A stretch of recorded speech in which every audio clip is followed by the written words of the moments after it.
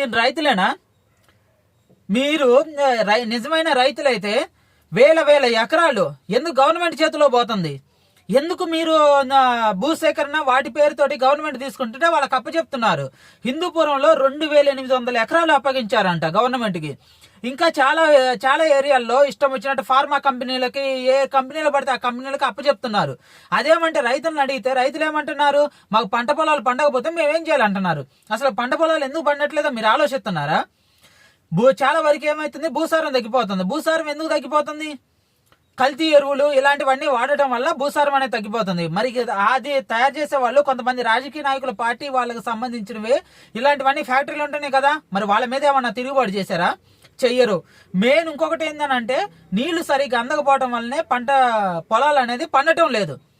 మరి మన రాష్ట్రంలో విస్తారంగా నదులు అనేది ప్రవహిస్తున్నాయి, విస్తారంగా నీళ్లు అనేది పోయి సముద్రంలో కలిసిపోతున్నాయి. మరి విస్తారంగా నదులు ప్రవహించే మన రాష్ట్రంలోనే ఎందుకు నీళ్ళు అందట్లేదు చాలా పంటలకి? కారణం ఏంది? రాజకీయ నాయకులు ఏదైనా ప్రాజెక్టు మొదలు పెడితే వాళ్ళు ఇష్టం వచ్చినట్టు దోచుకు తింటున్నారు. ఆ దోచుకు తింటుంటే దాని విషయాల్లో అడగరు. మా పంట పొలాలకి నీళ్ళు ఎందుకు ఇవ్వర్రా అని అడగరు.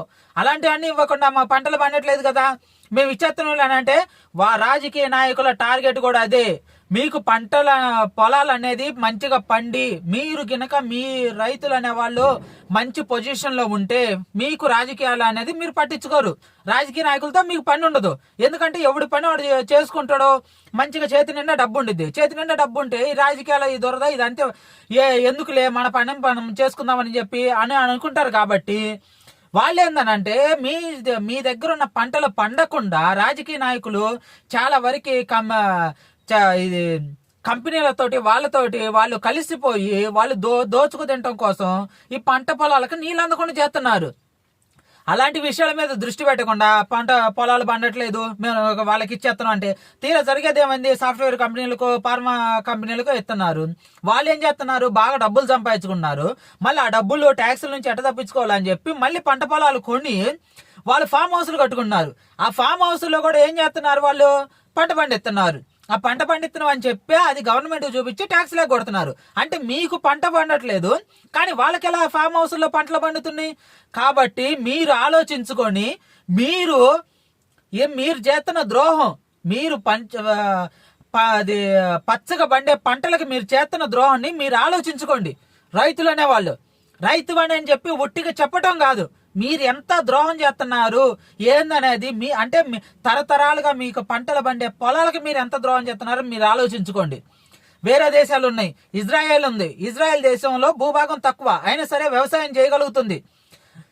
తర్వాత చైనా ఉంది, చైనా కూడా అంత జనాభా ఉండి కూడా వ్యవసాయం చేయగలుగుతుంది. చాలా దేశాలు వ్యవసాయం మీద ఆధారపడుతున్నాయి.